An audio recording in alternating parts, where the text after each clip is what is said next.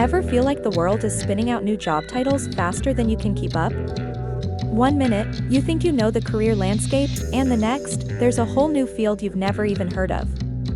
Buckle up as we count down from the most unusual to the most fascinating jobs you've never heard of, on w.r.a.c.'s Mysteries of the Job Market series.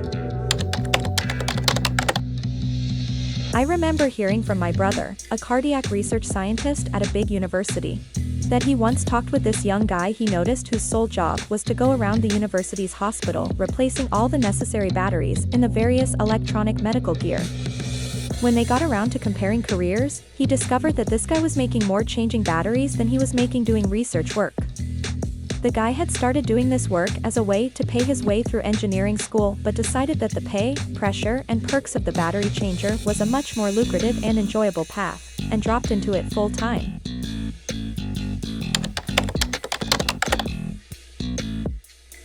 I was an industrial espionage specialist for a year. Basically, companies would pay the company I worked for to gain intel on their competitors, their distribution chain, expansion plans, contracts, etc. My job was to gather intelligence.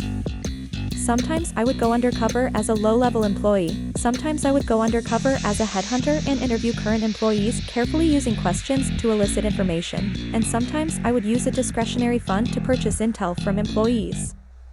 Once I even went undercover as a reporter to interview a logistics manager. Sometimes I would just spend hours reading information on the stock exchange, government planning departments, etc. It was a weird job, but I could usually piece together a good amount of info. What an interesting job! Do you think you could go undercover without getting caught? Let us know down below in the comments.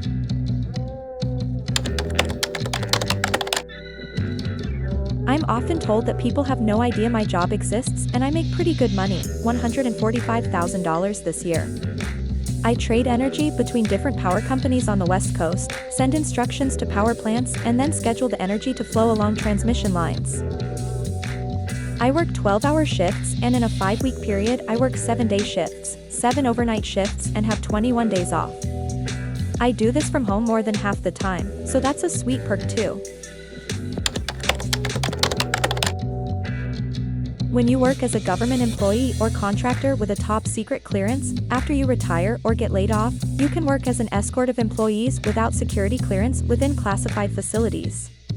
For example, it might be a top-secret data center that needs an air conditioner repair. All the escort has to do is watch the repairman and stay with them throughout the visit. They usually just drag a chair over and sit there while getting paid pretty good money. My father is a dental sales rep, and it's great. He gets benefits, makes 6 figures, and they pay for so much stuff. They pay for miles on your car, they pay $100 a day for food, and they take you across the country to sell. Recently, he was asked to go stay at the Ritz-Carlton Naples. A $2,000 a night hotel for a week, free. A $600 lobster dinner on the beach, free. A $300 round of golf, free. Also, he doesn't even have a college diploma, so anyone can do it. Just get with a good large company and they will take care of you. Those are some pretty mind-blowing perks. Give this video a thumbs up if you've ever dreamed of enjoying a $600 lobster dinner on the company's dime. It can be hard to get into it initially, but all of the fancy Wall Street firms have a ton of back-office jobs that offer all the same cushiony benefits and pretty nice pay, 6 figures, and up.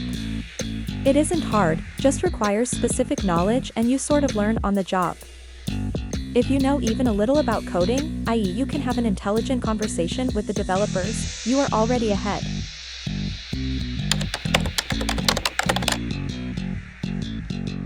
Some of the easiest, highest-paying jobs are in business-to-business sales. If you even put a marginal amount of effort in, you can easily clear $200,000 to $500,000. You just have to sell something really expensive to a company. A software license, a whole bunch of servers, a generator, a crane, a jet, bulldozers, defense or research contracts, etc. If you can sell things that cost a few $1 million, you can get 20% of the profit.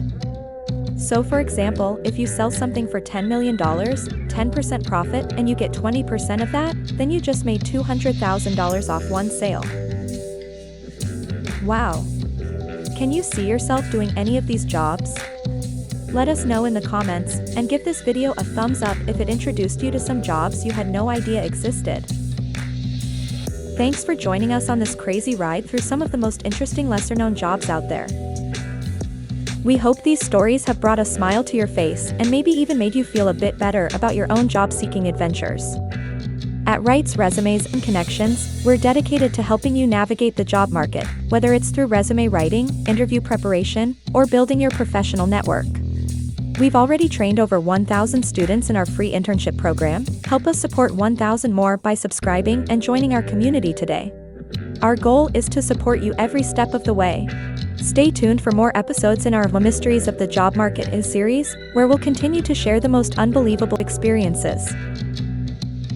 Your support helps us continue providing internships globally to those who need experience and assists us in opening a location for students, staff, and learners to gain real-world experience. Together, we can turn even the strangest situations into opportunities for growth and success. Thanks for watching, and we look forward to seeing you in our next episode.